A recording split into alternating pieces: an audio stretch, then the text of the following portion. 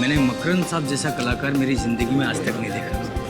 उनकी पेंटिंग में एक अजीब सी कशिश है जो देखने वाले को ऐसे आकर्षित करती है जैसे चुंबक सुई को आकर्षित करती है। लेकिन मुझे उनकी पेंटिंग से ज़्यादा अच्छी उनकी ये एब्स्ट्रैक्ट मूर्ति लगी। कहने को तो ये सिर्फ कांच की है, लेकिन देखने में ऐसा लगता है जैसे इसमें सचमुच जान है। वाकई मैं तो आज घर से सोच के निकला हूँ कि आज मैं मकरंद साहब का ऑटोग्राफ लिए बिना यहाँ से हिलूंगा भी नहीं। लेकिन मकरंद साहब हैं कहाँ?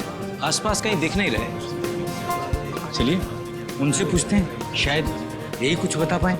Excuse me. यस। मकरंद साहब नहीं आए। आप तो जानते हैं कि आर्टिस्ट कितने मूडी हो ना, बस आते ही होंगे। क्या आप उन्हें कॉल कर सकते हैं? क्यों नहीं?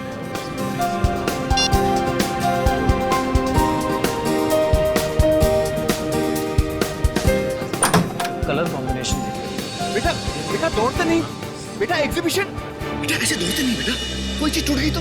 पापा चलो ना घर पे जाते हैं, मैं बोर हो रहा हूँ। हाँ बेटा अभी 2 मिनट। हाँ मैं एक फोन करके आता हूँ। ओके पापा बिजी है, चलो तब तक हम लोग खेलते हैं।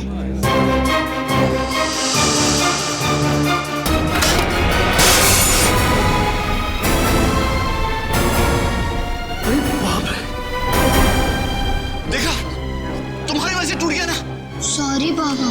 आंखों का था। अरे मकरंद साहब को पता चलेगा तो बहुत गुस्सा हो जाएंगे। ये क्या है?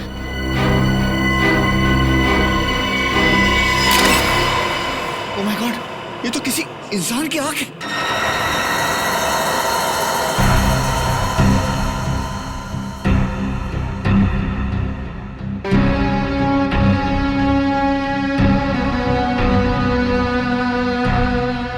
तो ये बच्चे इस कांच की मूर्ति के आसपास खेल रहे थे, आपने इन्हें खेलने से मना कर दिया और गलती से आपके हाथ से ये कांच की मूर्ति टूट गई और अंदर से कनिस्टर निकला जिसमें ये आंख है, किसी इंसान की आंख। जी सर। सर वो कहावत है ना, बच्चे भगवान के रूप होते हैं, वो बहुत सही है सर। अगर ये बच्चे यहाँ नहीं खेल रहे होते और ये मूर्ति टूटती नहीं तो हमें पता ही नहीं चलता कि ये मूर्ति में आंख है। नाम क्या बेटा आपका? प्रथम। प्रथम, बहुत प्यारा नाम है। प्रथम, निखिल अंकल तुम्हें बाहर ले जाके चॉकलेट खिलाएंगे। नहीं पापा, मुझे कहीं नहीं जाना, मुझे यही रहना है। बेटा जिद नहीं करते, तुम अपने फ्रेंड को ले जाओ। निखिल आजा बेटा आजाओ, चलो। ये मूर्ति को बनाने वाले मिस्टर मकरंद वो कहीं नजर नहीं आ रहे। सुबह सर आए थे, फिर किसी काम से निकल गए, तब से वापस नहीं आए। मूर्ति के टूटने की खबर दी उन्हें? नहीं सर, नहीं दे पाया। मैंने फोन ट्राई किया था लेकिन वो फोन नहीं उठा रहे। सर कहीं ऐसा तो नहीं कि एक मूर्ति पे एक आंख फ्री? मजाक समझ रहे हो तुम्हें? हैं? ये इंसान की आंख है, मतलब किसी इंसान के शरीर से आंख निकाली गई है। रजत, इस कनिस्टर को डॉक्टर सालुंके के पास भेज दो और मकरंद के घर का पता देना हमें। जी सर। हाँ सालुंके, आंख के बारे में क्या पता चला? टेट्रागोडाल। टेट्रागोडाल? हाँ बस, ये सॉल्यूशन जिसमें इस आंख को डुबो करके रखा गया है इसे टेट्रागोडाल कहते हैं। और ये सॉल्यूशन इस आंख को सालों साल तक प्रिजर्व करके रख सकता है। मतलब मकरंद ने ये आंख टेट्रागोडाल सॉल्यूशन में इसलिए रखी ताकि वो डिकम्पोज ना हो, सड़े ना, है ना? बिल्कुल, वरना तो एक बार अगर इसके ब्लड सेल्स खत्म हो गए तो आंख तुरंत सड़ जाती है।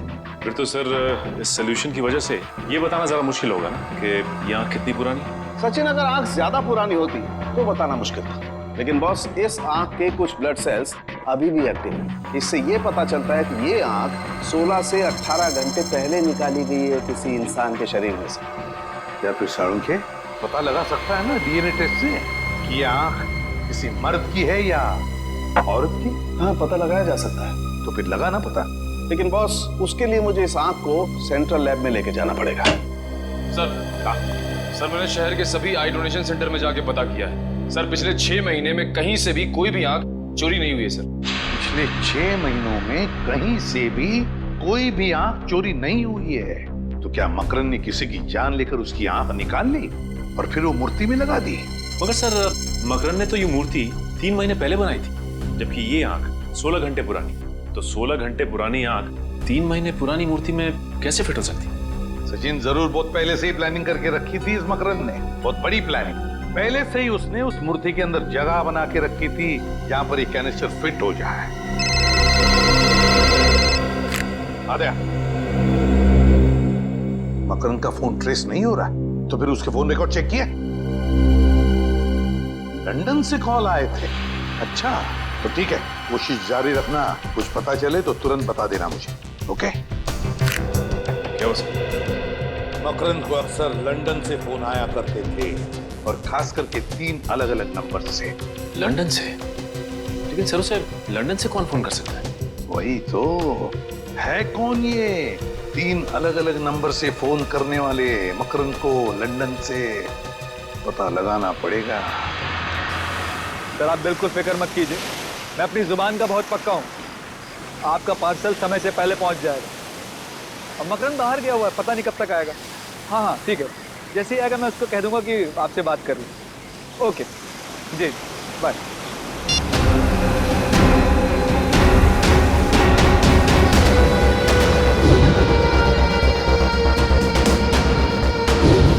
तुम लोग अब तक यहाँ खड़े हो, ऐसे ही बुत की तरह खड़े रहोगे या कुछ करोगे भी?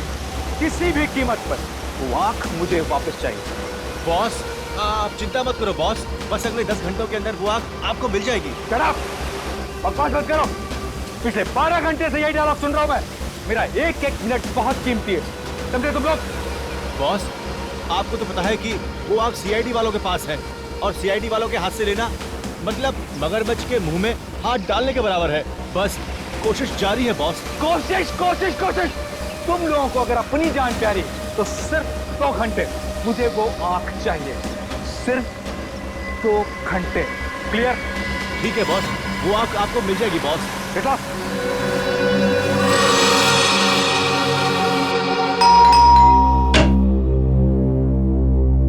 कौन आया होगा? लगता है साहब होंगे। आप लोग? मकरंद है घर में? नहीं, मकरंद साहब तो घर पर नहीं है। तो ठीक है, फिर तुम ही से मिल रहे थे। अरे मैं तो आपको जानता नहीं, फिर आप मुझसे मिलना क्यों चाहते हैं? जब तक मिलोगे नहीं तब तक जान पहचान कैसे होगी? सचिन, निखिल, देखो, हो सकता है घर में ही छुप के बैठा हो। अरे मैंने बोला ना साहब घर पर नहीं है, ऐसे कैसे घुस रहे हैं आप लोग? सीआईडी से हैं हम। सीआईडी? हाँ, कुछ और बोलना है आप? नहीं साहब।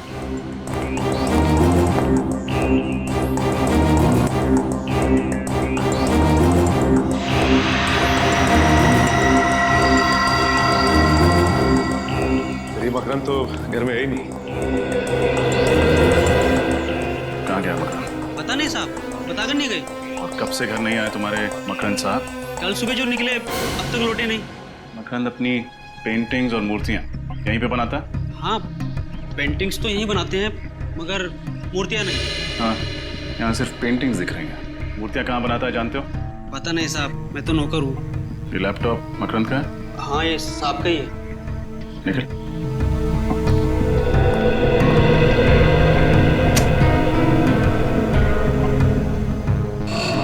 पर्सनल, इस फोल्डर में कुछ होना चाहिए।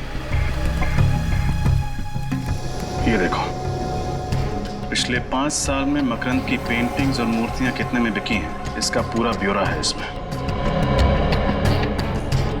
कोई भी पेंटिंग 15 से 20 हजार रुपए से ज्यादा में नहीं बिकी, जबकि हर मूर्ति कम से कम 40 से 50 लाख रुपए में बिकती है। तो फिर ये मकरंद सिर्फ मूर्तियां क्यों नहीं बनाता? हो सकता है सिर्फ अपनी संतुष्टि, अपने क्रिएटिव सेटिस्फैक्शन के लिए पेंटिंग्स बनाता हो। एक सेकंड, इसमें यह भी लिखा है कि ज्यादातर मूर्तियां लंदन में बिकती हैं, इसीलिए उसे लंदन से अक्सर फोन आया करते हैं। सचिन, कुछ तो है जिसका लेन देन लंदन से है। कल एग्जैक्टली कितने बजे तुम्हारे साहब यहाँ से गए थे? कल सुबह 8 बजे साहब निकले थे घर से एग्जीबिशन में जाने के लिए, ताकि पेंटिंग और मूर्ति सजा सके। फिर 10:30 बजे आए, और ताकि थोड़ा सो जाएं, ताकि शाम को एग्जीबिशन में वापस जा सके। तो आपके साहब घर पे सोए कितनी देर? सोए नहीं साहब, जैसे ही आए थे उसके 5 मिनट बाद वापस चले गए, और फिर अब तक नहीं आए। सिर्फ 5 मिनट में वापस चले गए? कैसे गए, अपनी गाड़ी से? नहीं, किसी टैक्सी में गए थे। ये कौन सी कंपनी की टैक्सी थी? ये तो पता नहीं साहब। अच्छा, ये टैक्सी तुम्हारे साहब ने बुलाई थी? नहीं साहब, उन्हें फोन आया था, ये टैक्सी आ रही है, और जैसी टैक्सी आई वो टैक्सी में बैठकर निकल गए। टैक्सी का कुछ याद है तुम्हें? तुमने कुछ देखा था, उसका नंबर प्लेट वगैरह? नहीं साहब, नंबर प्लेट तो मैंने नहीं देखा, मगर हाँ उस पे एक स्टिकर लगा हुआ था, इतना गोल गोल होता है वो खाने का, क्या बोलते हैं, ढोकला? नहीं, ढोकला नहीं, पिज्जा। पिज्जा किस कंपनी का पिज्जा था?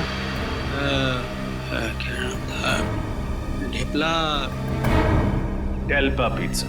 डेल्पा हाँ साहब, उसी कंपनी का। और कुछ देखा था तुमने? हाँ साहब, गाड़ी के पीछे वाले शीशे पे एक और स्टिकर लगा हुआ था उड़ते हुए आदमी का। डेल्पा पिज्जा का ऐड, पीछे वाली कांच पर उड़ते हुए आदमी का स्टिकर।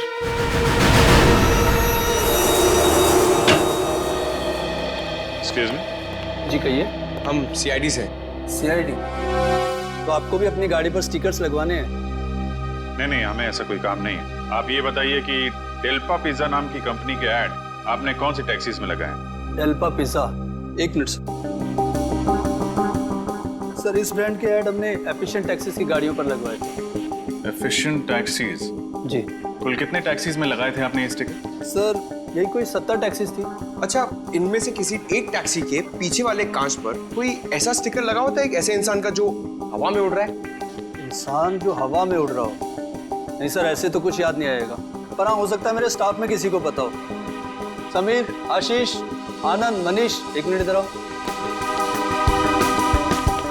हमने एफिशिएंट टैक्सीज के ऊपर जो डेल्पा पिज्जा के ऐड लगवाए थे, क्या उनमें से कोई टैक्सी ऐसी है जिसके पिछले वाले कांच के ऊपर कोई ऐसा स्टिकर है जिसमें कोई इंसान हवा में उड़ रहा हो? हाँ सर, ऐसा स्टिकर तो भोला की टैक्सी पे।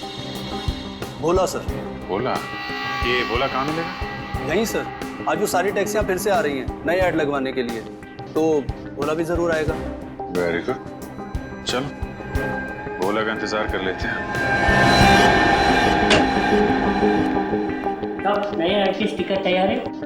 हाँ तैयार हैं, आप अपनी टैक्सी के पास जाइए, मिल जाएंगे। जी साहब।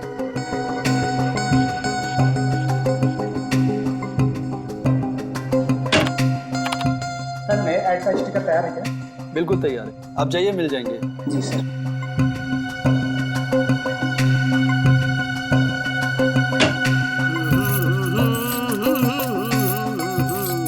चलो साहब, जल्दी से नया ऐड लगा दो, पुराना ऐड देख देख के लोग पक गए, और मैं भी। चलिए हम आपको कुछ नया दिखा देते हैं। आप लोग कौन है? आपकी टैक्सी के पीछे एक स्टिकर लगा हुआ है उड़ते हुए आदमी का, है ना?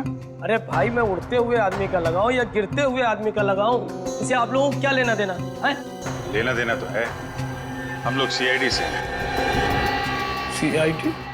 जी। आप इस आदमी को पहचानते हैं?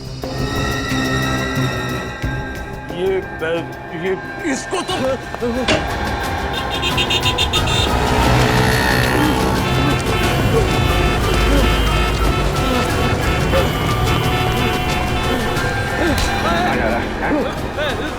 साहब, जाने दो साहब, जाने दो मुझे। सीआईडी जब मुजरिमों को पकड़ती है ना, जाने नहीं देती है। साहब मुझको माफ कर दो, मैंने ज्यादा पैसे कमाने के लालच में ये सब किया है। मकरन कहाँ है?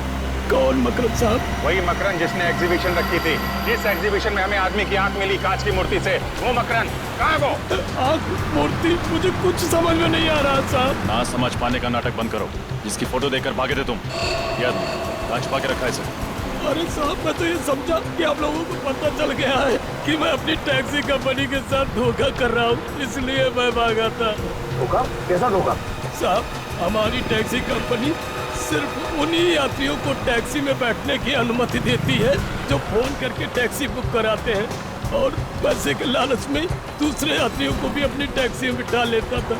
और साहब, ये आखिरी आदमी था जिसको मैंने अपनी टैक्सी में बिठाया था। ओह, तो तुम इसलिए भागे थे? हाँ साहब, मकरन के बारे में मुझे कुछ नहीं पता। कब बिठाया था तुमने मकरन को टैक्सी में? साहब, कल सुबह 10 बजे फोन आया था, मुझे आरती नगर से फोन आया था कि टैक्सी चाहिए थी। मैं अपनी टैक्सी लेके वहाँ पहुँच गया था, बस, और कुछ नहीं जानता हूँ साहब। किस नंबर से फोन आया था? साहब, इस नंबर से फोन आया था साहब। हेलो, ये कहाँ का नंबर है? ओह, ओके, नहीं, thank you very much, thank you. Aarti Nagar के पीसीओ का फोन नंबर है। सर, मकरंद के नौकर ने कहा था कि उसने कोई टैक्सी बुक नहीं की थी। हो सकता है किसी और ने टैक्सी मंगवाई हो उसके लिए। हो सकता है मकरंद ने खुद फोन किया उस पीसीओ से जाके, ताकि जब कॉल रिकॉर्ड चेक हो तो किसी को उस पर शक ना हो। ये छोड़ा कहाँ था तुमने मकरंद? साहब, एनडी रोड पर गिलबर्ट आर्ट गैलरी है ना, उसी के सामने इसको छोड़ा था। सर मकरंद पहले आर्ट गैलरी में था, फिर वो घर गया था, फिर वो वापस आर्ट गैलरी क्यों जाएगा? गैलरी के बाहर उतरा था ना, सबसे अंदर गया ना हो, क्योंकि सीसीटीवी फुटेज में तो दिखाई नहीं पड़ा। डॉक्टर साहब, हाँ डॉक्टर साहब, क्या? अरे आपको ज्यादा चोट तो नहीं लगी? आप कहाँ पे हो? आप वहीं पे रुको, हम लोग पहुंच रहे हैं। क्या हुआ सर? डॉक्टर सानोफी को चोट लग गई है, जल्दी चलो डीबी रोड। आप ठीक तो है ना? I'm okay। आप कहें तो आपको हॉस्पिटल ले चलूं? नहीं नहीं, मेरे साथ ही आते होंगे। वो आ गए, मेरे साथ ही आ गए। Oh my God, excuse me doctor साहब, संभाल के, आप ठीक है? हाँ विजय थी, मैं ठीक हूँ। खून निकल रहा है। Pankaj, first aid. Thank you very much, हम लोग आगे हम संभाल लेंगे। Thanks a lot. सर ये सब हुआ कैसे? मुझ पर किसी ने वार किया, हमला किया किसी ने। हमला? किसने किया? नहीं अभिजीत, मैं वो आँख लेकर के जा रहा था सेंट्रल लैब डीएनए टेस्टिंग के लिए। ये गाड़ी आई और यहाँ आकर के मेरी गाड़ी को ब्लॉक किया उसने। ओके। उसमें से 4-5 लोग उतरे नकाब पहने। हाँ। मेरे सर पे वार किया और आँख का कैनिस्टर लेकर के भाग गए। आँख चोरी हो गई? वो चोट की वजह से मैं बेहोश हो गया था तो। अरे नहीं डॉक्टर साहब, आप सही सलामत है, हमारे लिए वो ज्यादा इम्पोर्टेंट है। आँख तो हम लोग ढूंढ ही लेंगे। वैसे गाड़ी का नंबर देखा क्या आपने? हाँ, चोट लगने से पहले मैंने गाड़ी का नंबर देखा था। क्या नंबर है, याद है? गाड़ी का नंबर है ZPO 2979। ग्रेट डॉक्टर साहब। पंकज, पता करो आरटीओ से किसका नंबर है। सर हमें आंख मिली मकरंद की बनाई हुई मूर्ति। कालून के सामने जो गाड़ी देखी वो मकरंद की थी। हो ना हो इन सब के पीछे ये मकरंद ही है। हो सकता है। चलो चल के आंख भी वापस ले लेते हैं और सड़क के साहब पर किए गए हमले का हिसाब भी। सर लगता है ये मकरंद अपने दूसरे घर से भी गायब हो गया है। या फिर हो सकता है अंदर छुपा। सोच के रहो। दया सर का नाम लो और तोड़ दो दरवाजा।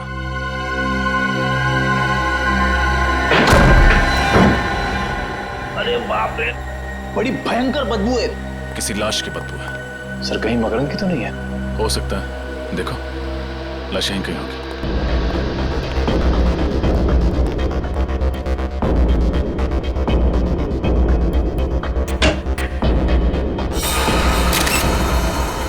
सर ये तो मकरंद है। अरे इसकी तो एक आंख गायब है सर, मतलब वो आंख इसकी थी। सर हम लोग तो सोच रहे थे कि इन सब के पीछे ये मकरंद है, मगर किसी ने इस बेचारे को मारकर इसकी आंख निकालकर इसी की बनाई हुई मूर्ति के अंदर रख दी। और इसी की गाड़ी इस्तेमाल की डॉक्टर साड़ुंके पर हमला करने के लिए। खून सिर्फ यहीं पे बहा। इसका मतलब गोली लगने के बाद मकरंद इधर उधर नहीं गया होगा, उसने यहीं पे दम तोड़ दिया होगा। कहीं ऐसा तो नहीं कि इसने आत्महत्या की हो अपनी गन से? नहीं फ्रेडी, खुद को ऐसे सामने से गोली मारना थोड़ा मुश्किल है और कोई अपनी ही आंख कैसे निकाल सकता है? हाँ ये बात तो है। गोली सामने से लगी है और लाश की पोजीशन को देख के लगता है कि खूनी यहाँ कहीं खड़ा होगा। सर इस गन में से गोली चली है, शायद मकरंद ने उस खूनी पर चलाई होगी अपनी आत्मरक्षा के लिए। और अगर ऐसा हुआ है निखिल तो इसका निशाना जरूर चूक गया होगा, क्योंकि कहीं और तो खून है नहीं। गोली ढूंढो, नहीं होगी।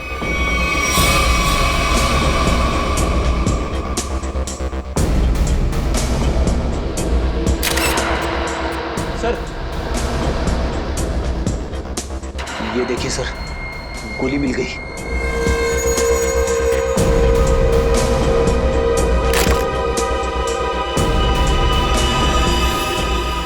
वेरी गुड फ्रेंड, काम करो और तलाशी, कुछ ना कुछ जरूर मिलेगा जो हमें खूनी तक पहुंचा।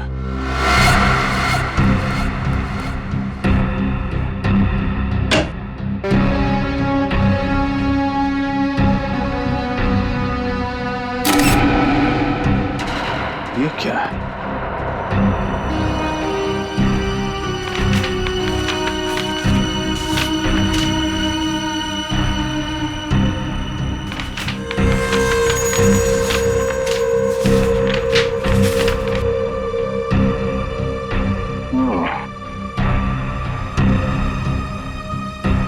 मकरंद की पिछली मूर्तियों के स्केचेस देखा?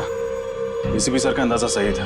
मकरंद अपनी हर मूर्ति में इतनी जगह जरूर खाली छोड़ता था कि एक कैनिस्टर को आसानी से फिट किया जा सके। मतलब ये मकरंद उसी की बनाई हुई मूर्तियों के अंदर कैनिस्टर रखकर आग की स्मगलिंग करता था। हाँ सर, और शायद किसी ने बदला लेने के लिए इसी के साथ ऐसा कर दिया। मुझे नहीं लगता। आंखों की कालाबाजारी से सिर्फ 2-3 लाख रुपए कमाए जा सकते हैं। मकरंद की हर मूर्ति कम से कम 40 से 50 लाख रुपए में बिकती है, तो फिर सिर्फ 2-3 लाख रुपए के लिए कोई इतना खतरा क्यों लेगा? जरूर मकरंद की मूर्तियों में आंखें नहीं, कोई और चीज स्मगल की जाती है। कैसी चीज? वो तो नहीं पता फ्रेडी, लेकिन ये स्मगलिंग इंग्लैंड में होती है। तभी तो उसे लंदन से इतने फोन आते थे। तब तो सर इस मकरंद का कोई पार्टनर होगा, दोनों मन हुई, उसने इसी पर पहुंचा दिया। वही होगा निखिल जो मकरंद की मूर्तियों को विदेश भेजता था। पता करो कौन है।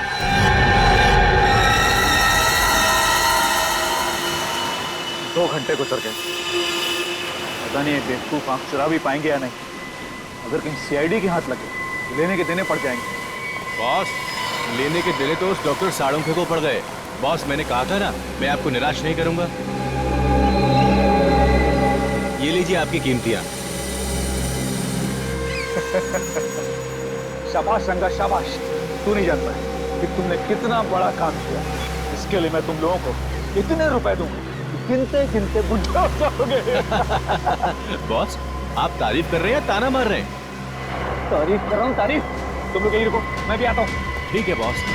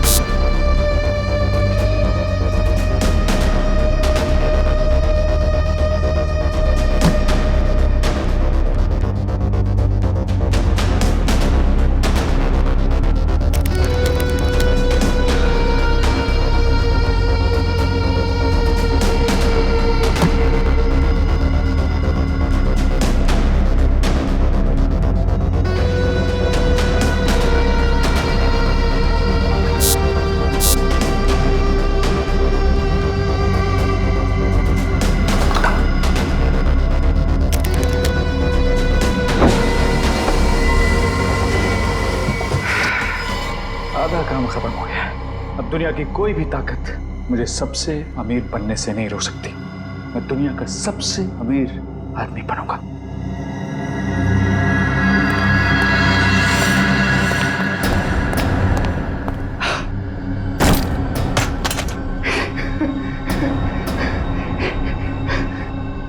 सब कुछ मेरा है, सब कुछ मेरा है।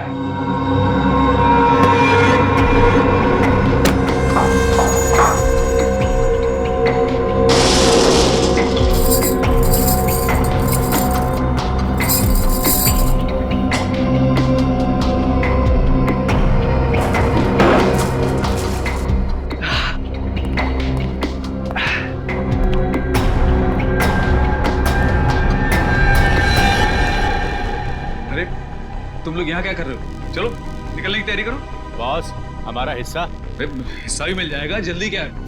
मैं कोई भागा थोड़ी जा रहा हूँ। बॉस, माफ करना, पैसों के सामने कोई किसी का नहीं होता। मुझसे गद्दारी अभी देता हूँ हिस्सा। माफ करना, ये सारी की सारी दौलत सरकारी खजाने में जाएगी। गज नीचे।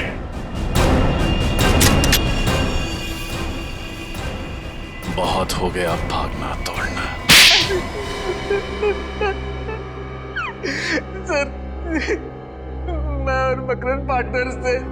मकरंद पेंटिंग से मूर्तियां बनाता था, मूर्तियों में हीरा छुपा देता था सर। फिर मैं उन हीरो को देश के बाहर लंदन ले जाता, उनकी तस्करी करता था सर। शर्म आनी चाहिए तुम्हें। अपने देश की संपत्ति स्मगल करके बाहर देशों में बेच रहे थे तुम। सर मुझे माफ कर दीजिए सर। माफ कर दीजिए। तुमने सिर्फ स्मगलिंग नहीं किया, बल्कि एक खून भी किया है। मकरंद का खून। मैंने जानबूझ के मकरंद को नहीं मारा सर, सिर्फ बल्कि वो मुझे मारना चाहता था सर। मैंने तो सिर्फ अपनी आत्मरक्षा में सर उस पर गोली चलाई। पूरी बात बताओ, क्या हुआ था मकरंद के घर में, बताओ। उसने मुझे अर्जेंटली अपने घर में बुलाया। वो कह रहा था कि उसे कुछ मुझे जरूरी बात करनी है, लेकिन जब मैं उसके घर पहुंचा तो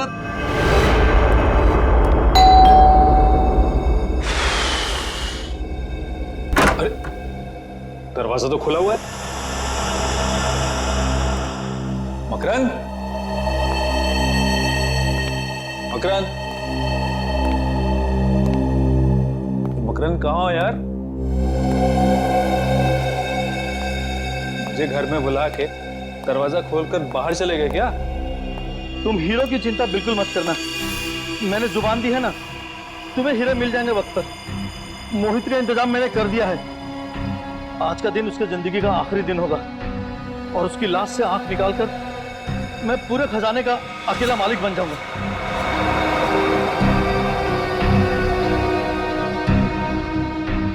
मेरी नहीं, तेरी जिंदगी का आखिरी दिन होगा मकरंद।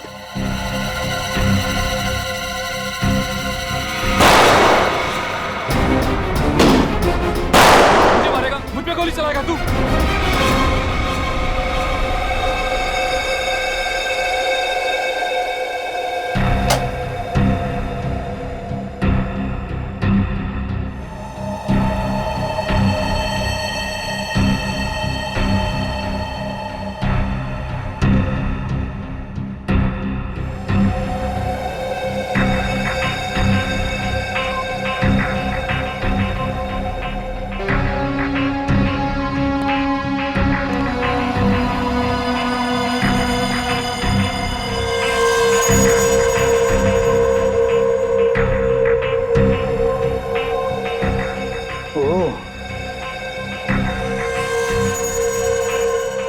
बुरे काम का बुरा नतीजा।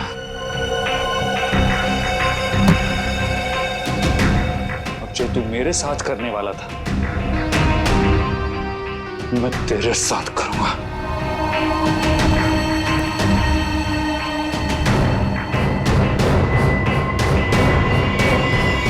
और जब मकरंद की मौत हो गई तो तुमने सोचा क्यों ना उसी का प्लान उसी पे आजमा लिया जाए, क्यों? मैंने मकरंद की आग निकाल ली क्योंकि उस लॉकर रूम का दरवाजा हम दोनों की आग से खुलता था सर। लॉकर रूम का दरवाजा आंख से खुलता था? मतलब आइरिस रिकॉग्निशन टेक्नोलॉजी? हाँ सर, वही आइरिस रिकॉग्निशन टेक्नोलॉजी। उस लॉकर रूम के दरवाजे के स्कैनर के सामने जब तक हम दोनों की आंखें स्कैन नहीं हो जाती थी, वो दरवाजा नहीं खुलता था। तो इन मकरंद की आंख तुमने मूर्ति में क्यों छुपाई? क्योंकि सर मैं देश से बाहर जाने का इंतजाम कर रहा था, तब तक उस आग को किसी सुरक्षित स्थान पर रखना जरूरी था सर। उस आग को छुपाने के लिए मूर्ति से अच्छी जगह कोई हो ही नहीं सकती थी सर, लेकिन मेरी किस्मत खराब सर, वो मूर्ति टूट गई और मूर्ति के साथ साथ मेरा माना भी टूट गया सर। तुमने स्मगलिंग करके देश के साथ गद्दारी की और एक खून भी किया। अब जेल की सलाखों के पीछे सड़ते बैठना, फांसी का ऑर्डर आने तक। क्यों भाई? सर केस खत्म हो गया है और काम भी नहीं है। अगर आप कहें तो फिल्म देखने चल सकते हैं। अरे भाई मुझसे क्यों पूछते हो? एसीपी साहब से पूछो। सर एसीपी साहब फिल्म देखते हैं? अरे बिल्कुल देखते हैं भाई, हमारी और तुम्हारी तरह एसीपी साहब भी फिल्में देखते हैं। क्या बातें हो रही है? अब सर वो निखिल कह रहा था कि एसीपी साहब फिल्म देखते हैं क्या? अच्छा, क्यों जानना चाहते हो तुम? नहीं सर, मैं तो सर कह रहा था कि हम सब साथ चल के फिल्म देख सकते हैं सर। सर केस खत्म हो गया सर, काम भी नहीं, मतलब काम है सर, केस नहीं है सर। अगर आप कहें तो हम सब साथ चल के फिल्म। केस खत्म हो गया, काम नहीं है? हाँ? किसने कहा तुम्हें कि केस खत्म हो गया? किसने कहा? किसने कहा केस खत्म हो गया? मोहित ने सब कुछ मान लिया तो तुम्हें लगा मुझे मिल गया तो केस खत्म हो गया? केस अभी भी बाकी है, समझे? अभी भी रिपोर्ट आना बाकी है। अभी सारुंखे आएगा रिपोर्ट लेकर, तब समझेंगे। बॉस, ये मकरंद की पोस्टमार्टम रिपोर्ट जरा देखो। सारुंखे? यार इस पे तो लिखा है कि मकरंद मरने से पहले बेहोश था। हाँ बॉस, मकरंद बेहोश था क्योंकि उसके खून में मुझे फैप्टिया मिला है। फैप्टिया, जिसकी वजह से जब उसकी आंख निकाली गई वो मरा नहीं था, बेहोश था। मगर यार मोहित के हिसाब से मकरंद की मौत गोली लगने से हुई है। बेहोशी का तो नामो निशान नहीं। मुझे लगता है मोहित झूठ बोल रहा होगा। लेकिन क्यों झूठ बोलेगा मोहित?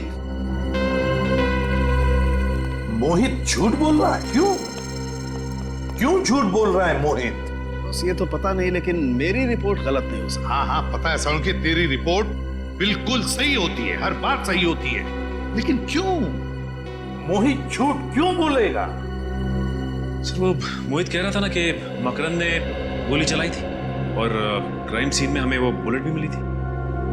सचिन, फोरेंसिक रिपोर्ट के मुताबिक मकरंद के हाथों पर कहीं पर भी गन पाउडर के निशान नहीं है गन पाउडर के निशान। बिल्कुल कहीं भी गन पाउडर नहीं है। सर कहीं मोहित खुद के सारे इल्जाम लेकर किसी को बचाने की कोशिश तो नहीं कर रहा है? अरे वाह, अब सोचने लगे। अभी तक तो कह रहे थे कि केस खत्म हो गया, कोई केस नहीं है। क्यों? अब समझे इतना आसान नहीं। केस खत्म हो गया, सोचना पड़ता है, हर बात पे सोचना पड़ता है। सही सोचा है तुमने। अभी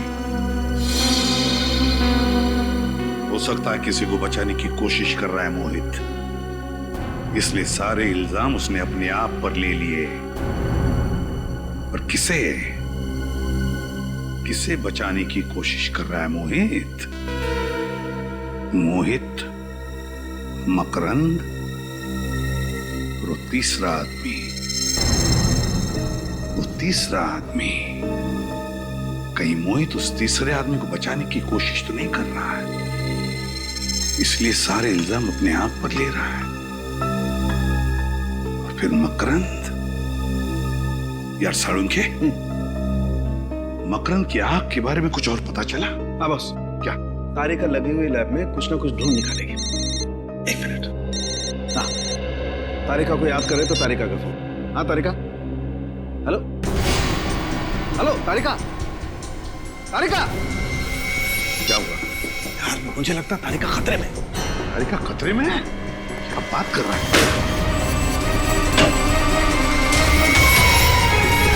ये सब किसने किया? पता नहीं, कुछ लोग एकदम से ऑफिस में घुसे और उन लोगों ने अफरा तफरी मचा दी, कंप्यूटर भी जला दिया और बॉस को गोली मार दी। तो वो आपके बॉस थे?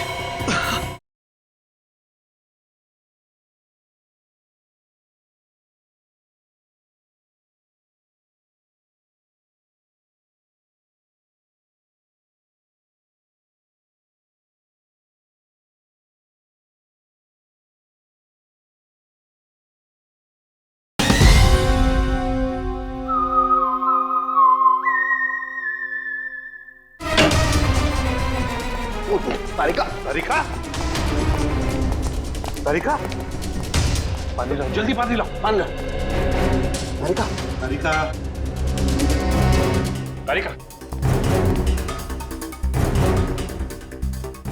तारिका, उठो। क्या हुआ? हाँ? You okay? आओ बैठो। चलो,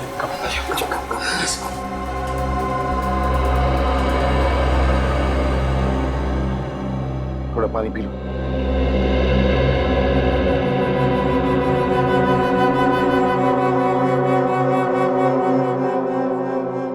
ओके?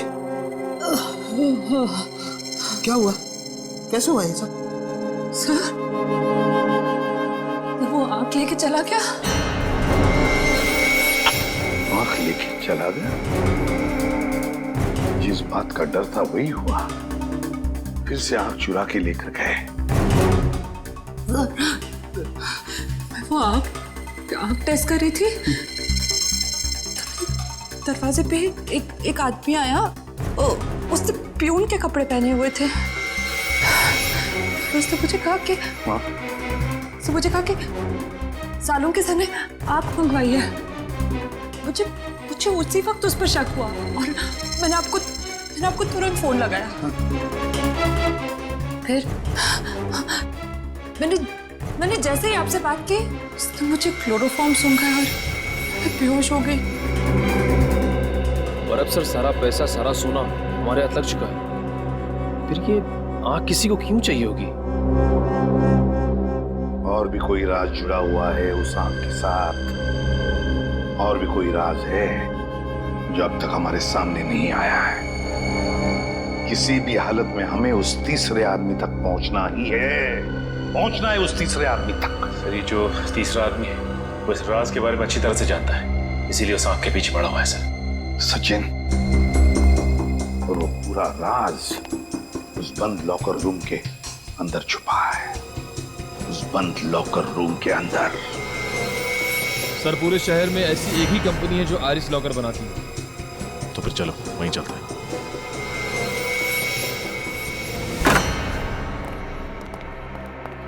सीपीयू को जला दिया, ये जो कोई भी है हमसे एक कदम आगे। अरे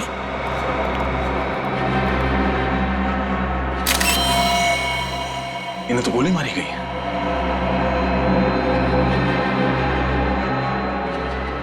He's dead. सर वहां से आवाज आ रही है।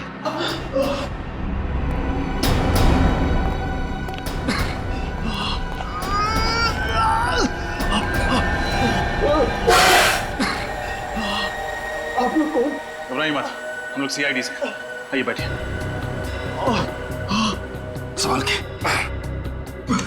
निकल पानी। मुझे बचा लीजिए, मुझे गोली लगी।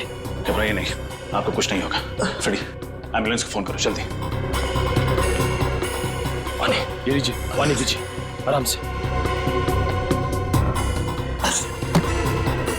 ये सब किसने किया? पता नहीं, कुछ लोग एकदम से ऑफिस में घुसे और उन लोगों ने अफरा तफरी मचा दी, कंप्यूटर भी जला दिया और बॉस को गोली मार दी। तो वो आपके बॉस थे? मिस्टर अनुराग, और मुझे गोली मार दी। अगर मैंने मरने का नाटक ना किया होता तो शायद 2-4 गोली और मार देते। अच्छा, कंप्यूटर में जो रिकॉर्ड्स थे उनका कोई बैकअप है? इस रूम के ठीक सामने कॉन्फ्रेंस रूम में टेबल के नीचे की तरफ हार्ड डिस्क छुपा के रखे। भगवान करे वो सुरक्षित हो। एम्बुलेंस आ गई। निखिल, इन्हें हॉस्पिटल पहुंचा। संभाल के। कुछ नहीं होगा। फ्रेडी, इस रूम के सामने एक कॉन्फ्रेंस रूम है, वहां टेबल के नीचे एक हार्ड डिस्क होनी चाहिए। लेकर आओ। इस हार्ड डिस्क को लैपटॉप से कनेक्ट करो, सारे फाइल्स सर्च करो, देखो मकरंद कुमार के रिकॉर्ड्स कहाँ हैं।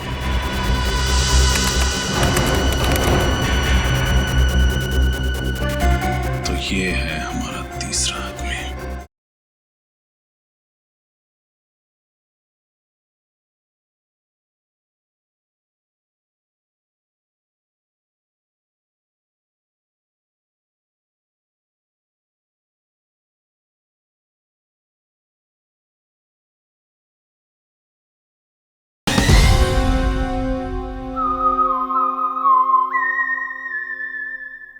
इस रूम के सामने एक कॉन्फ्रेंस रूम है, वहां टेबल के नीचे एक हार्ड डिस्क होनी चाहिए। लेकर आओ।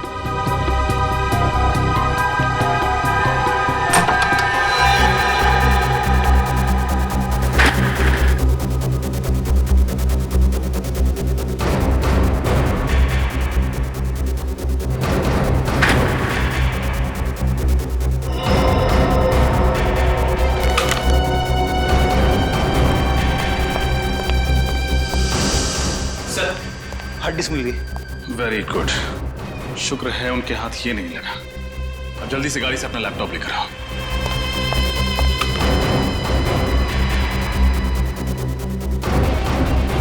लैपटॉप ये लो, इस हार्ड डिस्क को लैपटॉप से कनेक्ट करो, सारे फाइल्स सर्च करो, देखो मकरंद कुमार के रिकॉर्ड्स कहाँ हैं।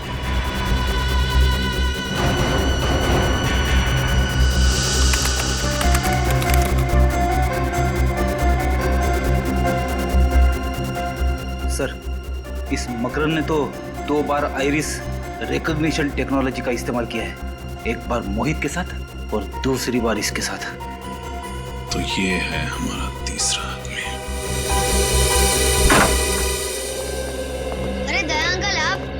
अरे प्रथम बेटा, कैसे हो आप? मैं ठीक हूँ। अच्छा अंकल, मैं खेलने जाता हूँ। ओके बेटा। अरे बेटा, कितनी बार कहा मेरे पूछे बगैर दरवाजा नहीं खोलने का।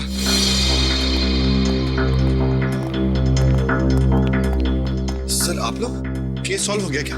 हाँ, उसी खुशी में मिठाई खिलाने आए। मिठाई? बहुत अच्छा हुआ तुम्हारा बेटा बाहर गया, वरना उसके शरीफ पिता का असली चेहरा उसके सामने आ जाता। अरे बेटा, ना, ना। मिठाई नहीं खाओगे? मोहित से पहले मकरंद का पार्टनर मैं था। एक दिन उसे शक हुआ कि स्मगलिंग के पैसे में से मैं पैसे चुरा रहा हूँ, और उसने सारा पैसा उस लॉकर रूम में बंद कर दिया। 5 साल पहले मकरंद और मेरा झगड़ा हो गया, और उसने मोहित को अपना पार्टनर बना लिया। इसकी वजह से तुम्हारा करोड़ों का माल उस लॉकर रूम में कैद हो गया। हाँ सर, मैंने सुलह करने की बहुत कोशिश की, लेकिन वो नहीं माना। मैंने मिन्नत की, लेकिन वो फिर भी नहीं माना। फिर एक दिन मैं मकरंद के घर पहुंच गया।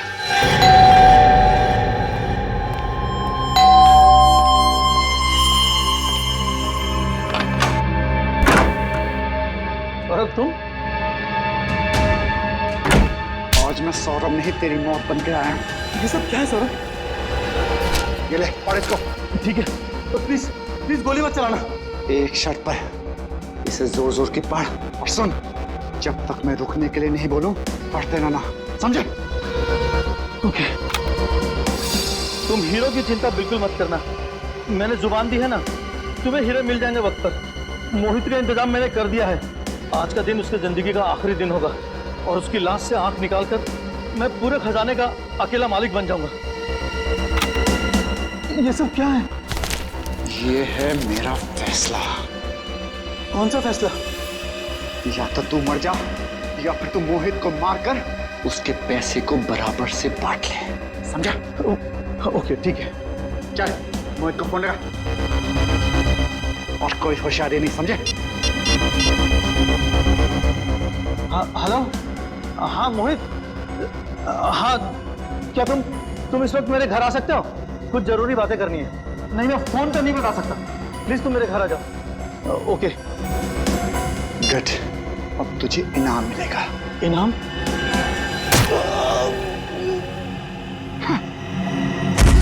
बेवकूफ, तुझे क्या लगा मैं करोड़ों का खजाना तुझे दे दूंगा?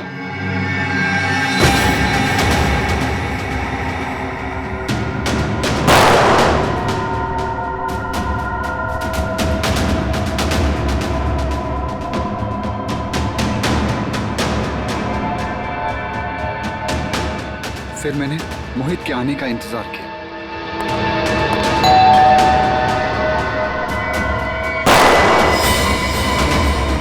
मुझे मारेगा? मुझ पे गोली चलाएगा तू?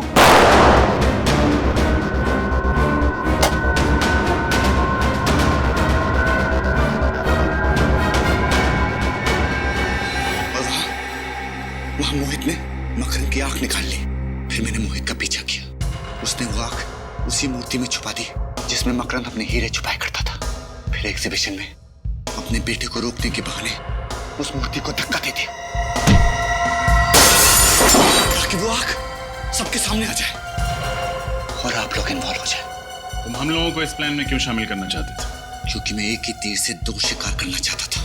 एक तरफ मैं सारा खजाना हड़पना चाहता था, और दूसरी तरफ मैं चाहता था कि मकरंद के खून में मोहित फंस जाए और मुझ पर कोई आश ना है। तुम जानते थे कि खजाने के लिए मोहित हमसे वो आग चुरा लेगा, और तुम मोहित पे हमला करके उससे उसका खजाना चुरा लोगे, और वो आग भी, और दोनों खजाने के मालिक बन जाओगे। हाँ, मेरा प्लान कामयाब भी हो गया था। मोहित ने डॉक्टर सालुम के से वो आग भी चुरा ली थी। उसने अपना सारा पैसा भी निकाल लिया था। बस मुझे मोहित को मारना था और ऐसा दिखाना था कि उसे उसी के आदमियों ने मारा है। लेकिन इससे पहले कि मैं करता, हम मोहित तक पहुंच गए और तुम्हारा प्लान चौपट हो गया। तुमने मोहित को मकरंद का खून करने पे मजबूर कर दिया, और अपने इस घिनौने प्लान में सीआईडी को शामिल करने की गलती की। तुम्हें सख्त से सख्त सजा दी जाएगी।